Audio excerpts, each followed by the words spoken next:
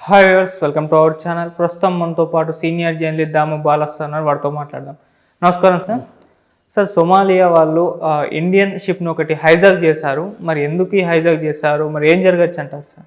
మనం మొన్న కూడా 2-3 సార్లు మన ఛానల్లో హుతీ రెబల్స్ ఎలాగా షిప్పుల మీద అటాక్ చేస్తున్నారు ఇవన్నీ చెప్పుకున్నాము. ఇప్పుడు సోమాలియాలో మన భారతీయులు 15 మంది ప్రయాణిస్తున్న షిప్పు, అది లైబీరియన్ జెండాతో ఉంది. ఎంవి LICA అనే షిప్పు దాని పేరు. అది నార్ఫోక్ అని అంటారు. ఆ షిప్పుని హైజాక్ చేశారు మామూలుగా సోమాలియా. ఇప్పుడు దానికోసం మన ఇండియన్ వార్షిప్ INS చెన్నై, దాని పేరు యుద్ధనౌక ఇప్పుడు దాని దగ్గరికి వెళ్తుంది. ఫ్లైట్లో కూడా ఒక ఫ్లైట్ కూడా దాని మీద ఎగురుతూ నిఘా పెట్టింది. సో ఇప్పుడు ఏంటంటే వాళ్ళని ఏమన్నా చేయాలంటేమో 15 మంది బందీలుగా ఉన్నారు కాబట్టి వాళ్ళ ప్రాణాలకు ప్రమాదం. అందువల్ల ఇప్పుడు సోమాలియా వాళ్ళ పైరేట్ చేతిలో ఉన్న షిప్ని ఎలా విడిపించాలి, మన ఇండియన్స్ని ఎలా సేఫ్గా తీసుకురావాలనేది ఇప్పుడు మన దేశ ప్రభుత్వం ముందున్న కర్తవ్యం. అందుకనే జాగ్రత్తగా డీల్ చేస్తుంది.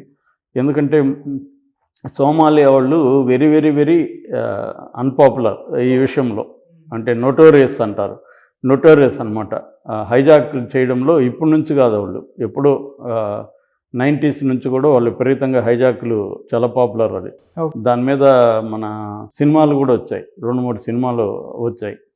సో పేరు అది మర్చిపోయినా, క్యాప్టెన్ పేరుతో వస్తుంది, నేను కూడా చూశాను. అది చాలా బాగుంటుంది.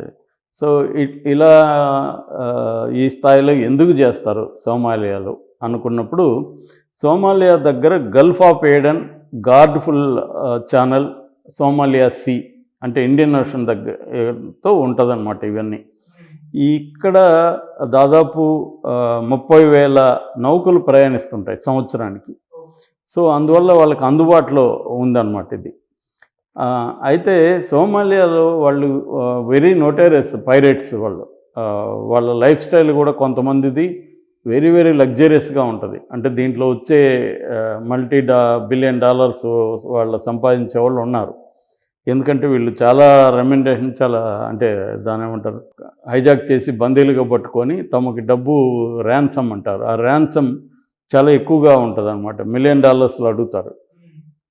ఆ షిప్పులో ఇంకా మనుషుల్ని కాపాడుకోవడానికి గవర్నమెంట్స్ పే చేస్తుంటాయి. అలాగా అసలు ఎందుకు సోమాలియా వాళ్ళు చేస్తారన్నప్పుడు కొన్ని కారణాలు చూస్తే, సోమాలియా దేశం అనేది 90s నుంచి కూడా 91లో వాళ్ళ దేశంలో ఉన్న గవర్నమెంట్ని కూలదోసి ఇథియోపియా గవర్నమెంట్ అటాక్ చేయడం మొదలుపెట్టింది. అప్పటి నుంచి ఇంటర్నల్ ప్రాబ్లమ్స్ ఉన్నాయి, సివిల్ వార్ లాంటిది జరుగుతుంది. అందుకని సోమాలియాని ఫెయిల్డ్ స్టేట్ అని కూడా పిలుస్తారనమాట.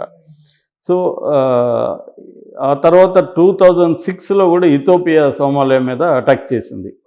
అందువల్ల నిరంతరం సోమాలియాలో ఒక ఘర్షణ వాతావరణం ఉంటుందన్నమాట. దీని నుంచి క్రైమ్ అనేది పెరుగుతూ వచ్చింది. లాలెస్నెస్ ఎప్పుడైతే ఉంటుందో, ఈ లాలెస్నెస్లో నుంచి క్రైమ్ పెరుగుతుంది. చట్టం అనేది పనిచేసే పరిస్థితి లేనప్పుడు ఎక్కడైనా మనం ఎక్కువగా క్రైమ్ ఎందుకు జరగదు? చట్టానికి భయపడి జరగదు.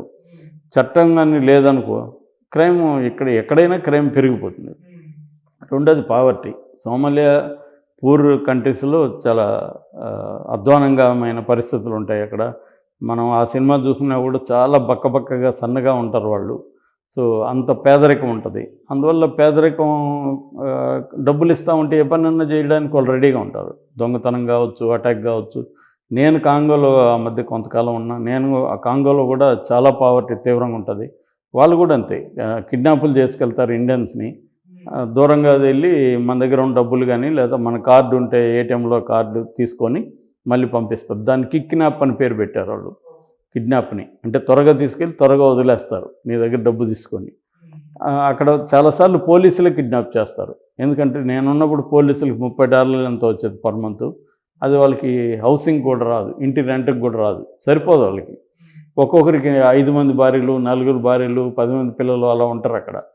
సో అందువల్ల వాళ్ళు అప్పుడప్పుడు ఒకసారి మేము రెండో రోజు ఒక వ్యాన్లో వెళ్తుంటే ఆ వ్యాన్ ఆగిపోతే ఒక 50 మంది వచ్చారు తోయడానికి. నేనేమనుకున్నా అంటే భలే పాపం ఇక్కడ ప్రజలకు మంచి ఇది ఉందిరా అనుకుంటే, చూసినాక ప్రతి ఒక్కరు డబ్బు అని అడుగుతున్నారు. వాళ్ళని ఎవరు పిలవలేదు.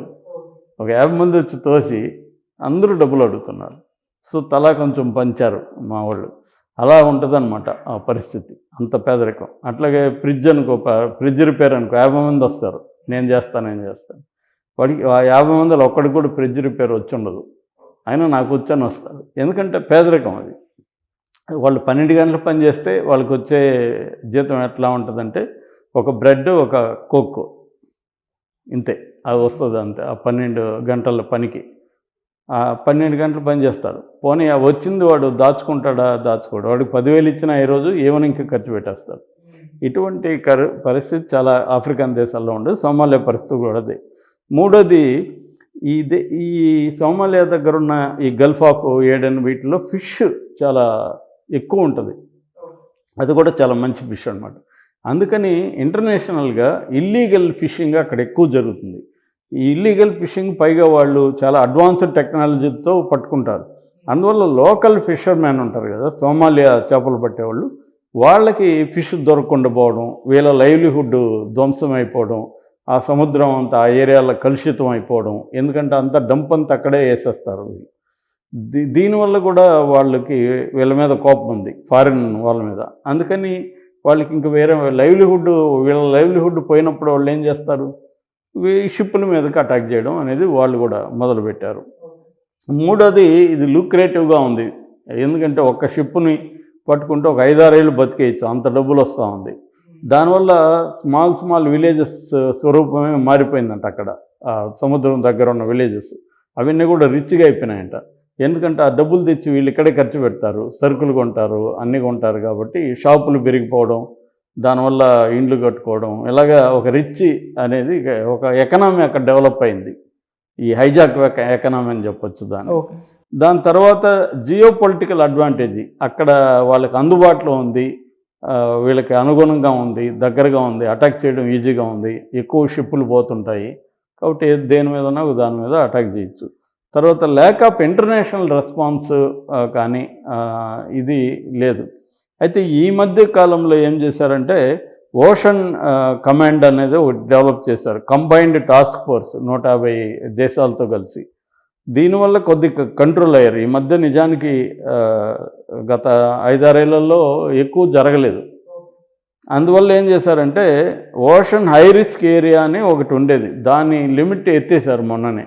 హై రిస్క్ ఏరియా కాదన్నట్టుగా, ఎందుకంటే తగ్గిపోయిందిలే అన్నట్టుగా ఎత్తేసిన తర్వాత ఇది జరిగింది మన ఇండియన్స్ది. ఇప్పుడు మామూలుగా ఈ హైజాక్ చేసే వాళ్ళల్లో 3 రకాలు ఉంటారు.